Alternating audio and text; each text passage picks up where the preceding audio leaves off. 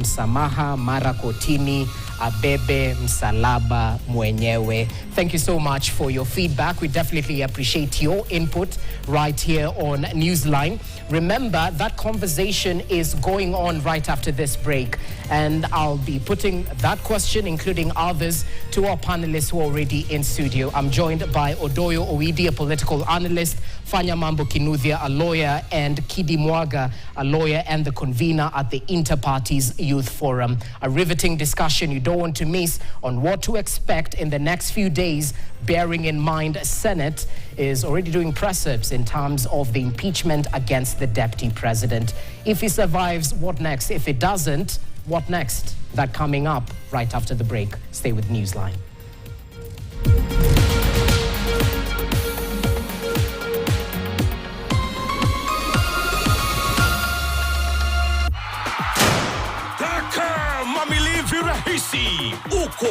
The first question to ask tonight is, what are you doing in London? Why would you threaten doctors to advise the public service to withhold the remittances to their union? Are you aware I don't threaten? Not in my DNA to threaten anyone. Your country, Mr. President, is classified by IMF as a high-risk, debt-distressed country. Do you see your country, Kenya, defaulting? The question we ask is, why Kenya? Because of violating the very rights of the Kenyans when they're exercising their right. Last time we were losing this country. How easy is it for you to change that law and allow the country to sell back without the reason that you're stating? Subject us to a democratic process. And let's see who wins. Okay, you want to take the NDC. It's a subtle threat. Is there now a clear path for Raila Odinga to climb the mountain? But you're a CANU member. Absolutely. You lost in 2000. I have accepted. Yes, so you lose. No, but I knew we were going to lose. You're going to fire them? We have gotten somebody else to do the job. Surely, what do you expect? And you can replace the ones in public hospital. Just like that. Choices have consequences.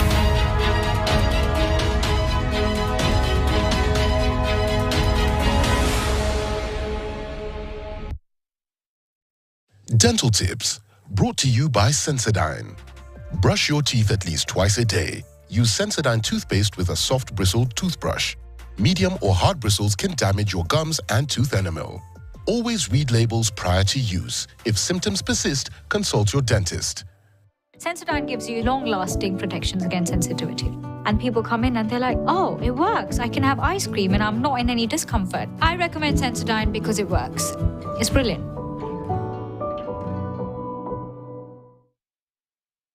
It all begins with a single step. This is Game of Ninja. I really like it. Get ready for the ultimate television experience where entertainment from heart-pounding dramas. How can you be so shameless? You've brought this woman into our house despite what happened? To laugh-out-loud comedies. To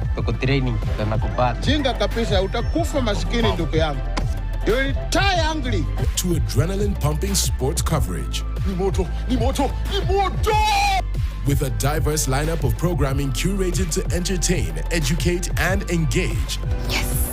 KTN Home is your one-stop shop destination for quality television. What's happening? Talk to your wife. I asked you, are you happy? So why settle for anything less? It's been a wonderful experience. DJ Tatua. Join the millions of viewers who have made KTN Home their preferred choice for entertainment. And that is what we mean by a wholesome, cutting-edge entertainment show. KTN. Welcome home.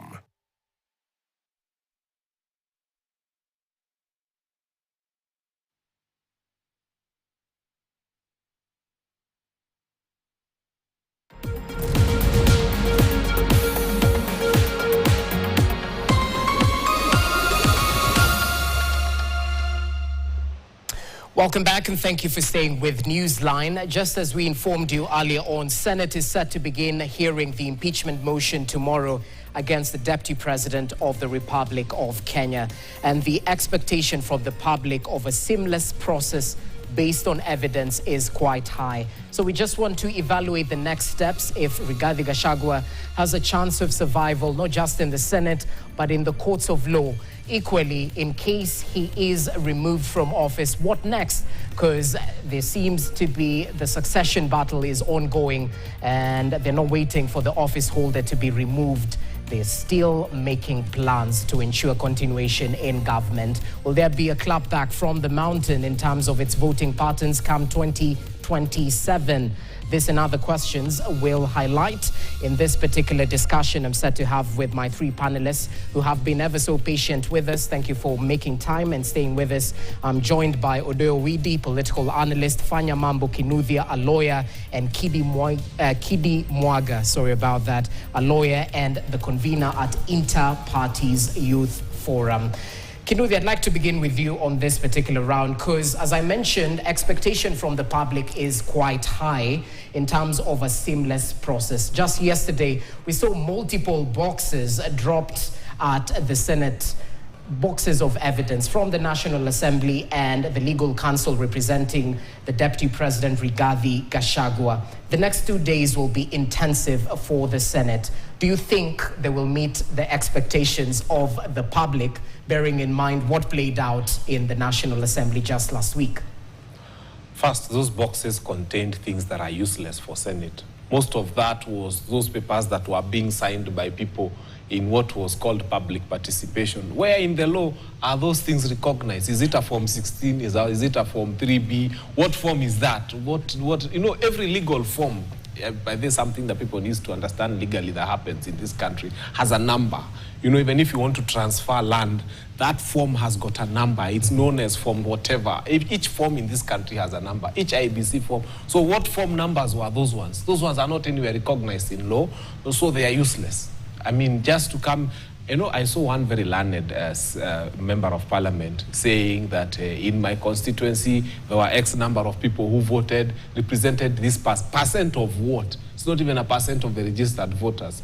So if part of those boxes contains papers that were signed by some people who were given 500 shillings here and there, that considered to be rubbish. It is not anywhere provided for in law. You can't even take it to court. You'll be asked, when was this form created? Under what law does this form exist? What makes it foolproof? Forms you can photocopy at night. So let's first forget those pickup loads. They contain part of what members of parliament were mobilizing people for to participate at constituency level. And some people are very proud to say they received 500 shillings, some 1,000 shillings. So forget part of that. I think there's only one piece of evidence that is important in this country. The head of state is determined to fire his deputy. That's why he's saying nothing about it. And so that is the full stop. He will fire his deputy by all means necessary. He's done it in parliament, he'll do it in Senate, he will finish. So these other manenos of coming with pickups of papers that are not recognized in law is neither here nor there. This is a political process. It's not a legal process. I can tell even the MPs and the senators are not really concerned about what's contained in there. Because let me tell you, even when a will is presented before a court of law, for example, sometimes we invite handwriting experts to check, for example, the late Rigathi Gachagua's brother's handwriting in other documents versus his handwriting in this will. Yes. Do you think there will be time for such in Senate? So there's no time even for cross-examination of anybody who comes to say anything.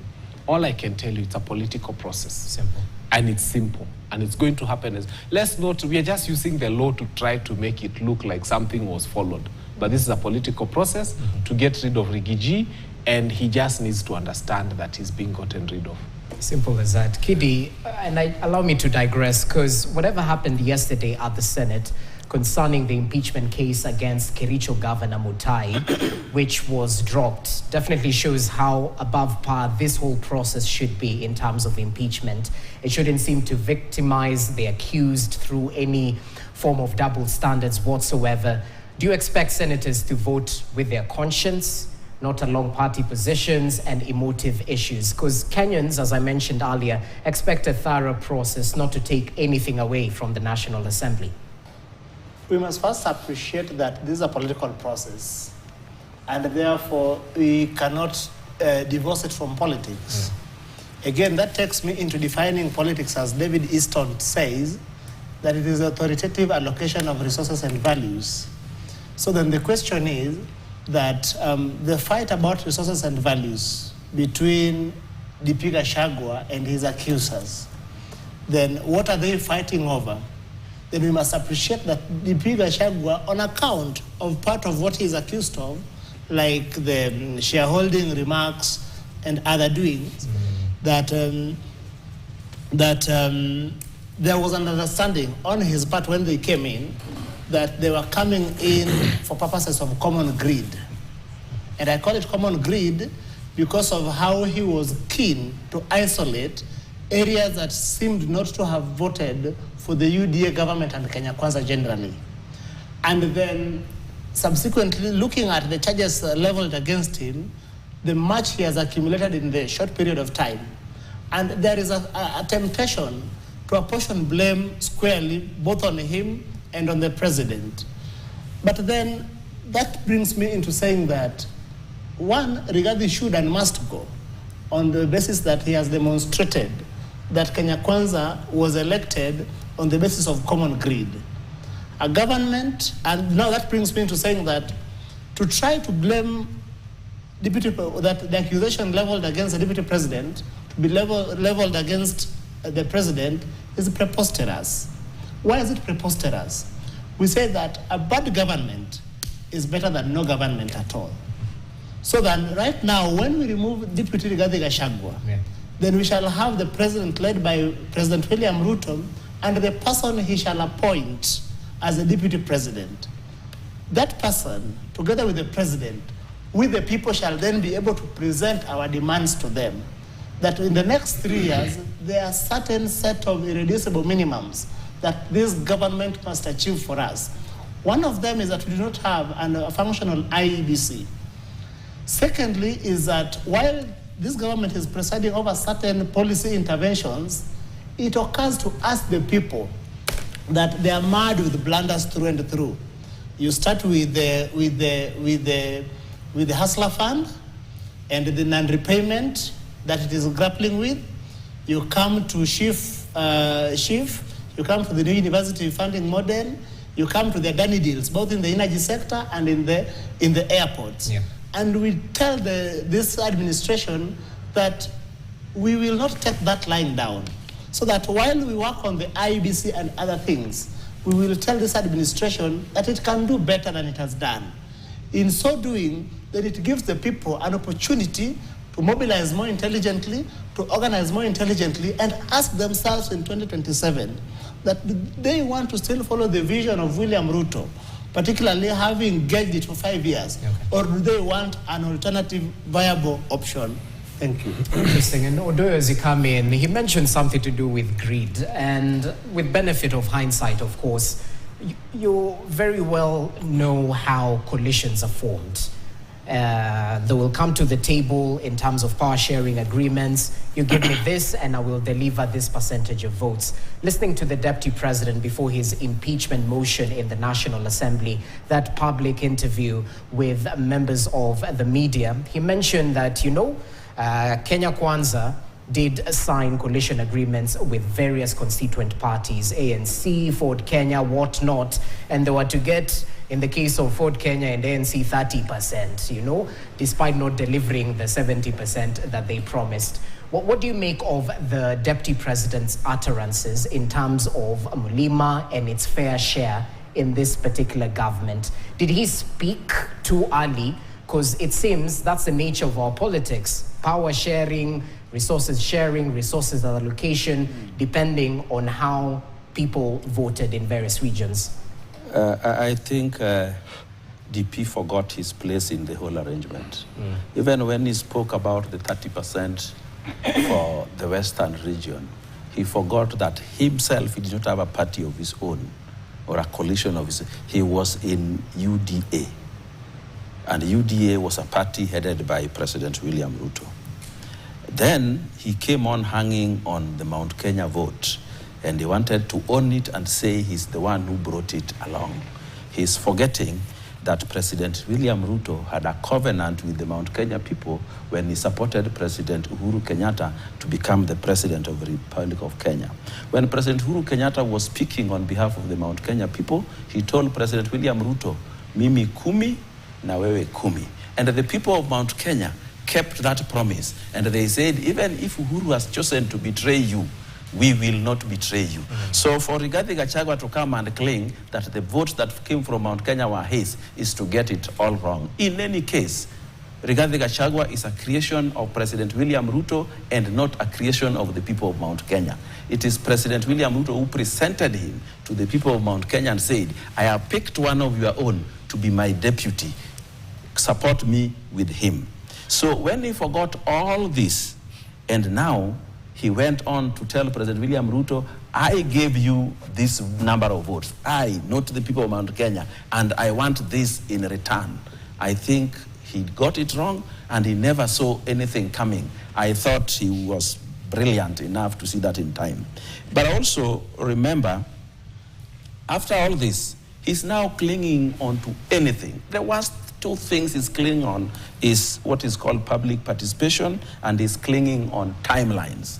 If you go to public participation, what is even those judges know very well, if they would rule that the process that took place in Parliament was a nullity because there was no public participation, then everything Parliament has done since public participation was put in law will be a nullity. Because if you look at Article 118, it talks about public participation must be allowed in Parliament at all times. The Parliament must be open to the public so that they witness, they be part of the process. But people are interpreting public participation to mean a process in which people are counting, in which opinion is taken and counted. That is not true.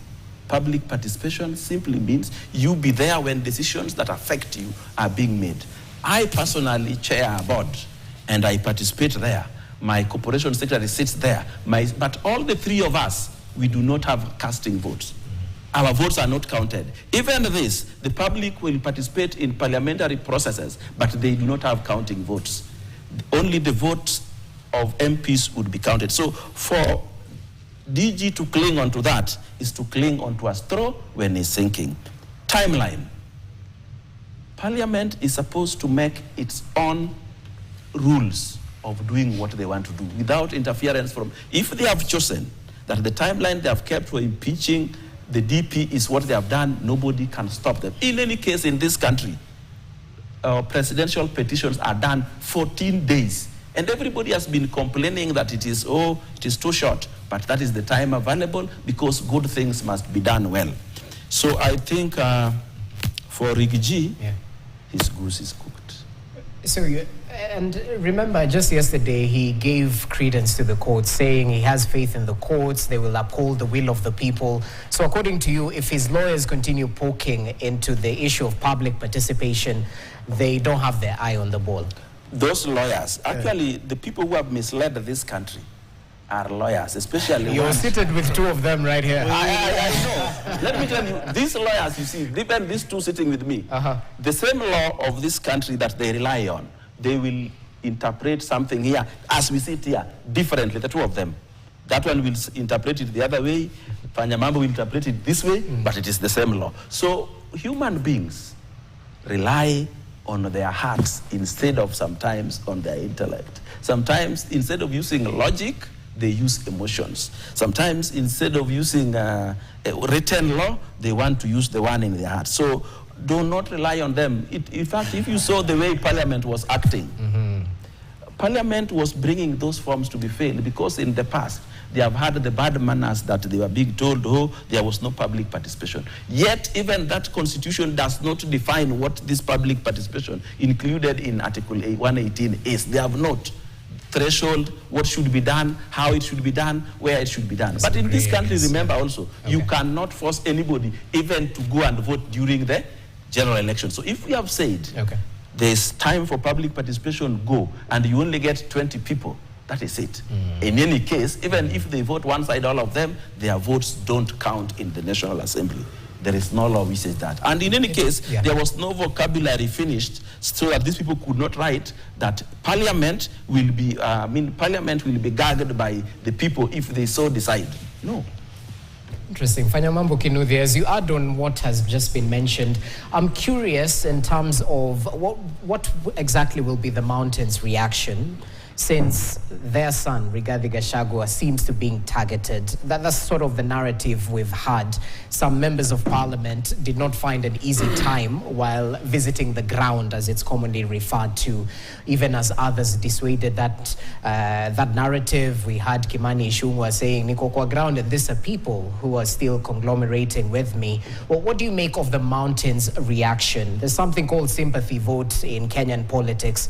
Will this be to the detriment of the current Kenya Kwanza administration? How do you think it will play out? Number one, Mount Kenya is thoroughly disillusioned with this administration. And it has got nothing to do with Rigiji. Actually, this is just a trigger. Because look at avocado, look at e-teams, look at what is happening to our businesses. Look at the horrible finance bill that was brought down. I mean, look at SHIF. Look at how people are going to hospital and having to pay directly for dialysis, 7,500. Sometimes you need 2 sessions a week, it's 15,000. People are disillusioned with this administration. And that is why, whether they had impeached Rigiji or not, by the time you find yourself having to call the media and tell them, look, I'm on the ground, and I have people and they are supporting me. Why are you doing that? Why have you never done that in the past? Why are you finding it necessary to come to prove to people that my ground is not hostile to me? The Mountain left this administration a long time ago. And it's not just the Mountain. I saw some people celebrate when we heard that for the first time we have a finance minister coming, I don't know, from Nyanza and so on and so forth. I mean, the cost of fuel is the same for all of us. SHIF is doing us in, all of us together. Our airport is going away with all of us together. I mean, everything that is going wrong for you, whether you support this administration or not. There'll be pockets of a few people, and they're about 10% of this country, or even less, maybe 5%, who directly benefit from this administration. Someone is sitting somewhere pretty, they are earning, they have a benefit, they are gaining from this administration. Those are the people you see yelling and yapping here, telling people that Kenya Kwanza administration is good. It is good because directly to them as a person, there's a direct benefit coming to them, because they are in touch with this administration. Wait until the day when they are disconnected from the tree and they are not having a fruit coming from that tree. And they join the rest of the 97% of Kenyans who are not directly benefiting from this government. Kuna watu mnaona hapa kwa TV wakipiga kelele wakisema Kenya Kwanza is good. It's because they are hinged on the tree. And I tell you, tell them to dissociate themselves and tell you they have no benefit. Tell them to hold a Bible and swear that they are not benefiting from this government directly somewhere. Now they'll tell you. They are sitting somewhere, there's something they are getting. Those who are getting nothing will tell you there's everything horrible in this government. So let nobody lie to you that this administration is doing well. They just have a 3% going on social media and televisions and telling people that this administration is good because they are hooked to the tree. So tell me this, if the replacement comes from the Mountain, is this enough to pacify the clapback from the region? Whoever is appointed deputy president does not eat on our behalf. Okay? So if you take Fanyamambo and you make him deputy president of the Republic of Kenya, am I eating on behalf of the people of Mount Kenya? Have we automatically started having avocado farming becoming well, tea, coffee, alcohol? Whoever is appointed there is definitely not eating on behalf of Mount Kenya. But the common voter doesn't think that. Mtuwetu mentality is still this a thing. This Mtuwetu mentality has gotten to a place where now people are beginning to use common sense. And that's why when you're seeing what is happening in evening joints when people are going out, every night they must dedicate some few minutes to sing Ruto Must Go. And it's happening everywhere, and it's not even planned for. Okay. Or there's another song that by famous Pastor Nganga, Shuka Zaka, yo. It's being sung everywhere, and it's coming out so naturally, and people are relating with it. All right. So I think this administration needs to, when you see, let me tell you, and this is because they're also on the panel, when you see clouds are beginning to gather, unakaa tu unaona tu clouds tunagather, the rain will fall. The problem is that this government is waiting for the clouds to gather and become very heavy and very dark, and then a lot of rainfall should come. address the small pockets of clouds that are gathering. Don't wait until we have such heavy clouds and then so much rainfall is going to come. Okay. Yeah. Interesting. Kidi, as you come in, I go back to what the Deputy President has been on record saying, because he's being targeted for some of his public utterances that are not for the demeanor of someone who's holding the office of the Deputy President.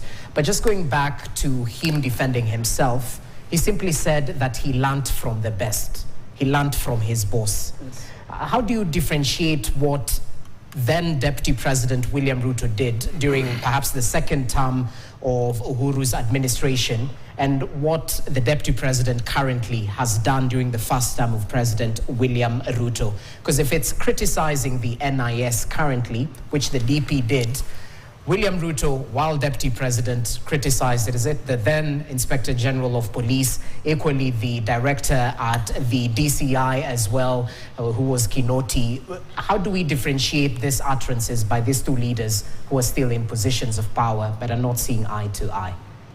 I think before I respond to that, yes. Mwalimu made a statement that I can't let him get away with. One, I think that some of the people who have defended this country and have attempted to align it with its highest ideals are the lawyers. But there is a problem in this country that was identified by Sharad Rao while chairing the Judges and Magistrates Vetting Board, called legal disingenuity, where, for instance, people holding positions of trust, when matters come before them, then they interpret the law in a manner that is intended to protect the prevailing political interest. Mm-hmm. Remember the IEBC matter 2017, where some judges sat somewhere and decided to give a green light to, I have to remember that matter because some of the judges sitting in that matter are today holding very senior positions within the judiciary. So that has been a problem. So it is not the lawyers, it is an institutional problem that again we have failed to deal with. Part of the mistake and failures of the Jubilee administration was what I would call haphazard implementation of the Constitution. It is sad that 13 years and 10 years under Jubilee administration, that as a people we did not deem it fit to then begin to quantify what public participation should look like. So then we have only yapped about public participation, but it is a skeleton envisaged in the Constitution. We should have added more flesh to it. We should have quantified it. We should have set up an independent office to help us run public participation, where we would say, if these thresholds are not met, then we don't have a public participation. What we have right now is a poor charade that we must not call public participation. And do you think the courts will poke holes into that? Office of the Director of Public Participation. I don't think so, because I remember the BBI case. Okay. And I was a pro-BBI. Part of why I was pro-BBI, and that will inform part of my sentiments, was that the Constitution of Kenya 2010, time has come when we must review it. Because when you go back to the fallout between DP Rigathi Gachagua and President William Ruto, primarily it is a battle of a fallout over resources. But over and above that, it also goes back to our constitution and our political culture. My former lecturer at the University of Nairobi, Professor Sihanya, loved talking about what he called autochthonous constitution making. Come again? Autochthonous constitution making, where that when a country makes a constitution, it must consider unique political cultures, unique dynamics. For instance, our country is hugely tribal. And the tribalism in our country is because Kenya is a colonial construct that pre-12th of August 1897, there was no Kenya. So then Kenya becomes what we call Kenya today because of a charter that was granted to Ibeco. And then the colonial legacy shepherded us into small ethnic cocoons.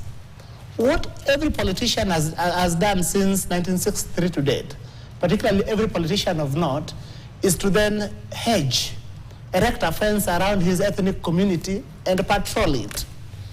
I think DP's only undoing is that he was doing it so crudely that it was offending the conscience of everyone. Okay. But then, so that brings me, so let me deal with the question of the Constitution. Yeah. That then we decided that we are going to have an independent, an office of the Deputy President that is ring-fenced in the Constitution. It speaks to the obsession of the framers of the Constitution of Kenya 2010 with the Moi legacy. Because remember when President Moi fired Professor Saitoti for a long time, and then he said, "Nitamweka ndio dione kama ugali ya sufuria itaongezeka." I don't remember that, and other Kenyans can remember when he was, sorry, and I'm not making this a joke, when he was making remarks to the effect that by reappointing Saitoti, he will see if the sizes of ugali would increase in Kenyan households. All right. So then we copied that without interrogating our unique political dynamics. So then you look at the relationship between William Ruto, the Deputy President, and Uhuru Kenyatta, the President. And I will tell you, William Ruto would have been impeached, but he came into office with political insurance. His political insurance is that after the 2007 ethnic fallout, post-election violence, Loki Kuyu, presidential candidate, was going to be sold in what you call the Kalenjin nation without someone to walk him around. And now we had the digital duo. Then what William Ruto did with his URP, he made sure that every MP, at least majority of MPs elected in the what you call the referral province, were under URP. Okay. Then this made it difficult for anyone to countenance impeaching him. But remember, even in second term, when the Jubilee Uhuru side felt it had numbers because of handshake, still Uhuru was unable to go ahead with that attempt, in part because of the political blowback that he feared he was going to face. DP Rigathi, on the other hand, was coming in, and I want to relate this to the fallout between William Ruto, the Minister for Agriculture, and a member of Pentagon, and Raila Odinga. Okay, briefly, yeah. Yes, briefly. Raila Odinga, Ruto and Rigathi find themselves in the same scenario. After the 2007, in 2008, remember when Rift Valley MPs were fighting with the Prime Minister? It was in part because the Prime Minister believed that William Ruto did not have the Rift Valley. If anything, it is him who had made William Ruto. Remember when he attended his presidential declaration, where he was a guest of honor in 2006? Remember when he was still pussyfooting, while the Rift Valley as a constituency had already thrown their weight behind Raila. So then Rigathi Gachagua also finds himself in that scenario. So that is why the ODM and the Prime Minister didn't think twice before sacking him from cabinet. Okay. Because they knew that was their constituency. Rigathi Gachagua imagines that he controls Mount Kenya. But then, in the mind of the president, William Ruto, it is him who made Rigathi. But I think this is where they they find themselves in catch-22. One, to say that the Mtuwetu is something we are done with is something we can only wait and see. We can only wait and see because this government faces another problem that I don't think we are all alive to. The worst thing that can happen to any government, particularly in a democracy, is to be despised by the people. And it is a tragedy that this government is facing. Kenya Kwanza government, even if it is broad-based, is despised strongly by the people. And there are two sets of people who despise it. One is the people who voted for it, hoping that it was going to come in and offer relief to those that had been left out and left behind by Uhuru's 10 years of economic recklessness. And then, 2 years into office, there is nothing to show for it. Then there are people who did not vote for it from the start and believed that this was a government that was doomed to fail. And they feel that they've been proved right. And this constituency is big and ballooning. So if this government does not respond to that, I don't know how they are going to get to 2027, but I could be wrong. Do you? Do you think this government is in tune with the reality of the day, First as of you all, add on to what has been said here? First of all, let me plug in a few holes that has been left by my colleagues in this conversation. When Fanyamambo said Mount Kenya is disillusioned with this government, I have sat with many of my friends from Mount Kenya, including current and past MPs. And what they have told me, in that neighborhood, when they want to demonize you, they even use small children who will sing by the roadside, Ruto must go, who would be told, usipokula nitaita Raila. They can demonize you until you are a devil, even when you are an angel. That has happened. And I think that also helps sort out what my friend Kidi was talking about. What has been sold to these people is that we have a very bad government, a very bad regime, and this. And I tell you, this will all disappear the way the day Rigiji will go, because he is the mastermind of all these anti-Ruto campaigns in Central. Fanyamambo also talked about, he was belittling the happiness in Nyanza when they were appointed to finance, they were appointed. Those people have never seen such seats. And they have been in Kenya, Kenyan politics since 1952. They have not seen such seats, and they have never imagined a Luo can hold such seats. So when they were happy with them, honestly, I was happy alongside with them. Not that I was going to get anything. It is just like when your team scores a goal, you will go back home with the same amount of money in your pocket, but you are very happy, you can even punch the air. That is what happens. These people will be happy. And in fact, these people can kill for Mutuwetu, including the people. I saw the vitriol. I saw the rage in Muranga and Nyeri the day Rigiji was impeached in Parliament. They even said, we now don't even want that position of DP. We don't want. Take it to Sugoi, take it to your wife, take it to your children. That rage. Not that they live in a different Kenya from where the people who didn't have that rage live. No, it is Mutuwetu syndrome. Do not be cheated that this thing called Gen Zs can replace the Mutuwetu so soon. It will not. People will still fall back to their tribal. Let's forget about these elitist arguments. The people who are elitists like me, you, and him are very few. We don't even make 5% of Kenya. Then, there's something very profound that Kidimwaga said, that there was a fallout between the president and his deputy. There is no fallout between President William Ruto and his deputy Rigathi Gachagua. The fallout is between Rigathi Gachagua and the Constitution of Kenya.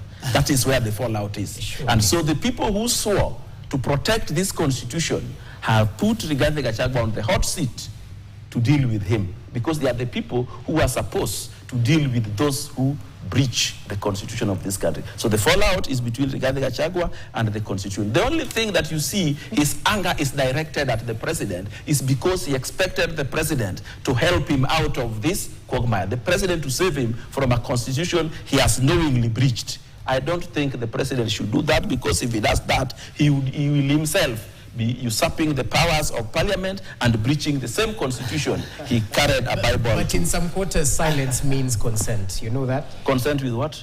Like the president. The president has given consent to what is going on, just like I have also given. But the results, we will see when the arbiters give us their verdict. Reggie, Jesse, I think that my brother Kinuthia should chime in, but permit me to interject. Briefly, yeah. And say that because KTN has honored us to come and speak to the viewers, we deserve to tell them the truth.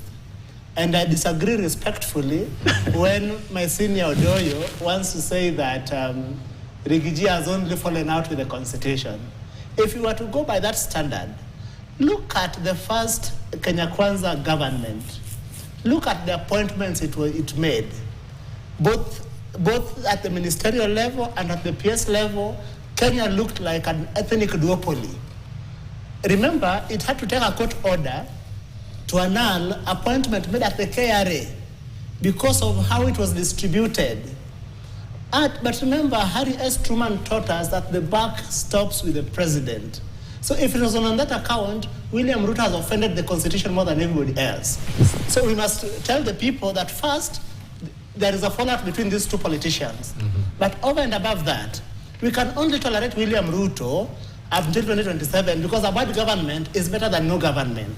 So in that government, there are things we must push and make sure that are realized for the benefit of the people and as we mobilize for 2027. Really noted. Thank you. I think, to be fair to Rigiji, and you people know I have never really supported him.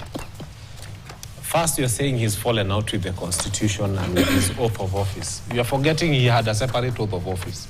If everybody remembers when he was being sworn in, he was saying what was in his head. So he swore to something very different, and you people are expecting him to do something that is very different. No, you saw his swearing in, everybody, and that's why Odoyo is laughing. He was saying, and I remember Anna Madi had to tell him, let's take it again. It was a slip of the tongue. In his no. Continuously for some time. Yes. So repeatedly. Let's just say that the problem is sometimes we expect too much of a man who had a very different understanding of what it is he was taking an oath of office to. I have also told Kenyans, many of you have never read the Kenya Kwanza Manifesto. Very many people haven't, but at least they know the most important part of it, Atupangwingwi, that's the most important. And maybe there is a chapter there, maybe page 7, maybe page 6, maybe page 4, where it read that after 2 years they are going to impeach their DP. Maybe it is in that manifesto and we haven't read, and they're probably implementing their manifesto and we are wondering what's going on. Let's be fair to these people. I have always said I never wanted this administration. And I have always said I never wanted them to take power. Now that they have and they are fighting, why am I helping them when they are weakening themselves?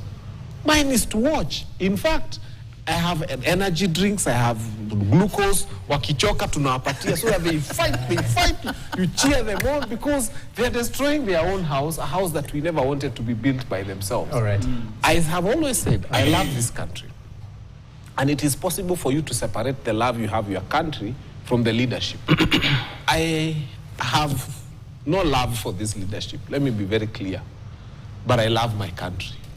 You know, even sometimes I tell people there was a time when Americans were not very much in love with their president, but they still remained loyal to their country and they were steadfast and they were patriotic, but they kept saying, it's the president we don't like. Okay. So it's the same thing that is happening to us.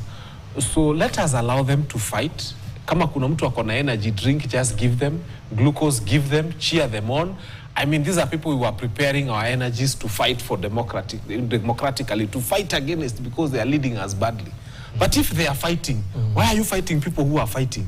You just let them walimane, they weaken themselves. Okay. When they are very weak, then we shall come in and tell them, now, we are here to tell you that you've been governing badly. Interesting. And I want us to listen into what some members of parliament had to say during last week's impeachment motion at the National Assembly, because there's an argument out there that oversight without restraint can be detrimental. Was this just the motive, or did they stick to the facts of the matter around this impeachment? Just some sentiments from the members of parliament. It clearly says that Kenyans have a right. They have their own rights.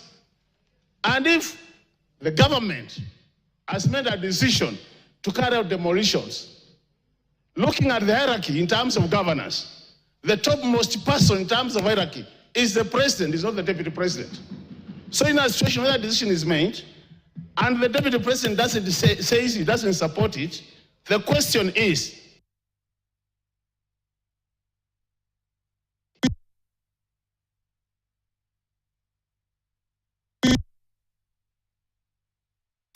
which the deputy president is because he has admitted to breaching the constitution on account of a political promise. Mr. Speaker, Article 145(1)(b) is another interesting one, and it speaks to serious reasons to believe that the DP has breached the constitution. You do not need the hard evidence. Members, remember, for conviction, that is for courts. We are not a court of law. Ours is to look at the evidence and see if there's a serious reasons to believe. Those serious reasons speak to integrity.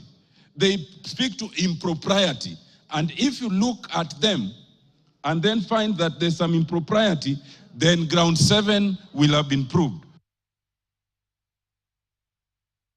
Okay, those are just sentiments from the members of the National Assembly during last week's impeachment motion hearing at the National Assembly. But equally, the members of parliament have been vocal online as well. I just want to recap some of the tweets we've seen from the Kapseret member of parliament, Oscar Sudi. If we can have them on the screen just now, we'd definitely just take a look at what he had to say regarding the impeachment of Deputy President Rigathi Gachagua and the mountain. There you have it, a tweet a while back by Oscar Sudi says the mountain hasn't been touched. It's an individual who is paying for his misdeeds. When found guilty, own your actions and carry your own burden, not the community. Too much politicking derails the government's development agenda. Good riddance. I think there's another tweet as well by Oscar Sudi. If we could have it there. There's no doubt Murima is at the core of this government. No one has an issue with the majority of leaders from the mountain, save from one ill-behaved character. Even his replacement will surely come from the mountain. Sure bet. Your reaction, Kinuthia? First, I like the English. Come on. I like the English. Okay. That's a fair comment. It's very good English. Crisp is the word. Engineer. Now, that's very good English. Two, there are things about Oscar Sudi that are true. When he said 2 weeks, an impeachment happened, he's never so far from the truth.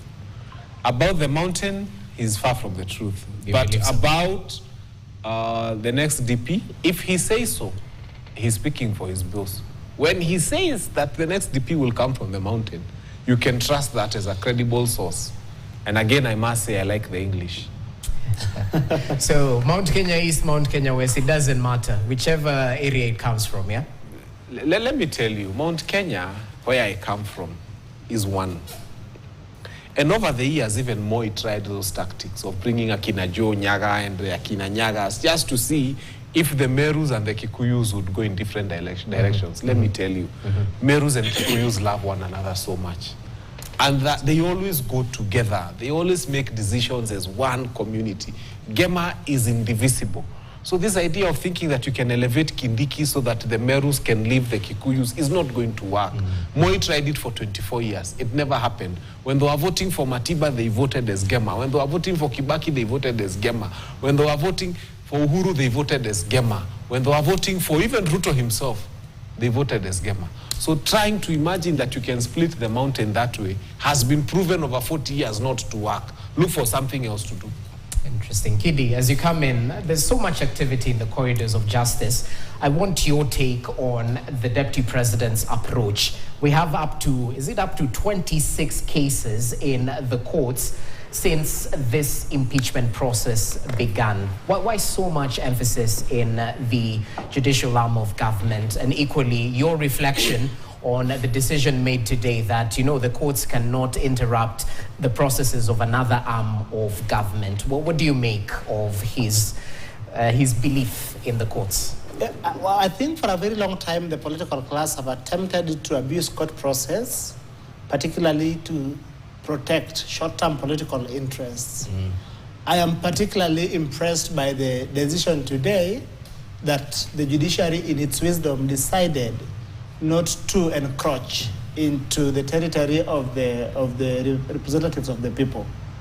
I think that, and again, that the Deputy President has decided to go to the judiciary, while everyone has got the right to go to court when they feel that their rights has been infringed, because judiciary, remember, is the last best hope when rights are infringed. The moment charges were drafted, impeachment charges were drafted, should have told the Deputy President that he had crossed the Rubicon, that him and the President were no longer what you'd call a working combination, and that he didn't enjoy the trust of his boss. So I think that if Deputy President was a decent politician, that I want to believe he could be. I have never interacted with him up close, and his utterances does not strike me as someone who is, but if he were a decent politician, he would have tendered his resignation because he would have lived to fight another day. But then God works in mysterious ways, and this could be the way of the Lord. that let him stay, let him get impeached, and when he's impeached, then he's unable to run for office. And we shall be one bad politician less in this country. Thank you. Okay. Odoyo, as you come in, this deputy president's position, I don't know if the drafters of the 2010 constitution envisioned such pull and push between the office holder of the president and the office holder at the deputy president's position. Is it a poison chalice? What do you make of the person who will be replacing Gachagua if indeed he's impeached? Won't he be on a short leash? You've seen what happened to your predecessor. Maintain, do not speak against the government's directive, even if it contravenes your own conscience. What do you make of this? Unlike my two co-panelists, I have the benefit of having been an adult during the Moi regime. And those days, the DP, then called VP, was a flower girl. In fact, during public functions, he would not make a speech. He would stand up and invite the president to come and speak. In fact, sometimes, say for Labor Day, the then Secretary General of COTU would speak more than the DP. The DP would come up, greet the people, and have the singular duty of inviting Mutukufu Rais to address the gathering. And I think we were trying to run away from that too fast. When the 2010 constitution was being drafted, the DP or the assistant to the president was an underdog position. So they tried to protect it as much as they could. That is why they said, bring him early, and then you can't fire him. But of course, in any country, even the president, there's a way of removing. So they had to put away. But you can see how laborious the route to removing a DP is. Very laborious, very long. In fact, if he finally goes, then it will be sure bet that he deserved to go. So where we stand, we overprotected the DPs because a DP can now decide to sabotage the president. And with this laborious route of removing him, it can be very difficult because that position gives him a very loud voice and relative influence. So I think probably in the future, we may have to review how we remove DPs. And again, there was also a dilemma, especially when you are the president. You want to win votes, and you want somebody who can also help you campaign. Otherwise, presidents would be selecting people who are, let me use timid because my vocabulary is limited. Let me use timid, somebody, you know, somebody who would walk behind you when you want him, in front of you when you want him, beside you when you want him. That is what you need for a deputy. I remember one time when we were trying to elect a deputy for myself, some people came and whispered to me, make sure you don't take so-and-so. She's too abrasive, she's this. Get somebody who can help you do the work, but respects you. But let me plug a few things. Kidimwaga talked about the president taking responsibility for the appointments at KRA when they were done and they were brought back by the court. Not only in KRA, but even wherever else. Yes. But let me tell you, the president is not going to take responsibility for any public officer, myself included. If I make a mistake, I will face the law myself as an individual.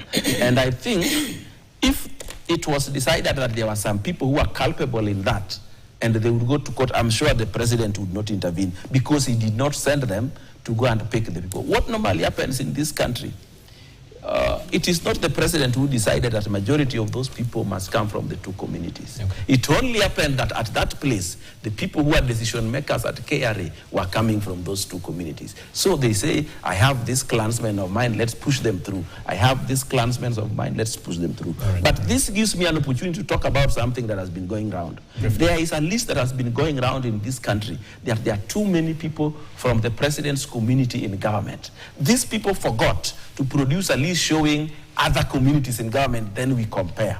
I have myself a list from all the top communities. And let me tell you, that community of the president, I think, is tying in number 2 with another community. Okay. Number 1 is the mountain. Okay. So, Mr. Fanyamambo, you said the Gema will vote together always. I want you to carry that each time you want to tell us about the Gen Zs will remove the president. The Gen Zs of Gema will vote with Gema, the ones of Bonde will vote with Bonde, the ones with Zewa, Victoria will vote with Zewa, and the ones in Mombasa will do that. So forget about this idea of Gen Zs. Interesting. As we finalize, because we're out of time, we'll be brief about this. Perhaps looking into the political lens, Kinuthia, well, what do you anticipate in the next few days? You've been clear that this is a political process. It might as well be done and dusted in the Senate. But what do you expect thereafter, briefly? This is Kenya Kwanza. They'll get a list of probable candidates for deputy president. They'll choose the worst, the least qualified, the least charismatic, the least enthusiastic, the one with the least development record, the one who brings the least of something good to the table. They'll go for that one. And they have proven many times Kenya has got over 50 million brilliant people. But there's a way when cabinet is being selected, they have an affinity for all those people who almost bring nothing important to cabinet. And those ones are the ones who are given the best positions. I mean, I have a lot of respect for Moses Kuria. He's now the president's advisor. What advice will he give him? How to urinate at Mama Ngina's gate? Or how to go and chimba kisima yako? Those are his words. I'm not putting words in his mouth. So I am expecting a deputy president who represents Kenya Kwanza. And it will be the deputy president who is least suited for the job. Okay. Kiddy, final comments as we finalize. I want to remind my father, Odoyo Widi, that we call out the president not out of vindictiveness, but because this is his government and he must take responsibility. Yes. You must remind him that before broad-based government was formed, his cabinet looked like an ethnic duopoly. It was unjustifiable. It is something that we hope he gets better about. My final comments is that as we deal with this impeachment. And correction, it's broad bread. Broad bread. Bread. Well, that speaks to the disdain I was saying that a lot of people hold this government. Yeah. So I hope that one thing that President again gets right, I think he has been let down by the person he posted to man the office of government spokesman. I am not saying this again out of vindictiveness, but that office is important. Because Abraham Lincoln says that public sentiment is everything. With it, nothing can fail. Without it, nothing can succeed. He who molds public sentiment goes deeper than he who enacts statutes or makes judicial pronouncements. Office of the government spokesman should have helped this government communicate its policy. I think that part of how Gen Z and a lot of Kenyans rose up in arms in protestation about the finance bill was because government did not communicate it. As it goes ahead with broad-based or broad bread, I hope it molds public sentiment better. Okay. Thank you very much. Well noted. And remember, the president himself mentioned that perhaps the current government has a problem with communication. Yes. Anyway, Odoyo, briefly, your final comments. I do agree with Kidimwaga on that public sentiment and communications from the government. There are just a handful of politicians who have been painting the president and the government black, but they seem to be so loud, louder than the almost 90% left. So I think the government communication must be reviewed, because when they repeat it again and again, people buy it and think it is the truth. The truth shall set all of us free. You have seen the way they have painted everything government black. I think we in government must up our game and be as loud as our opponents. Thank you, Kenyans.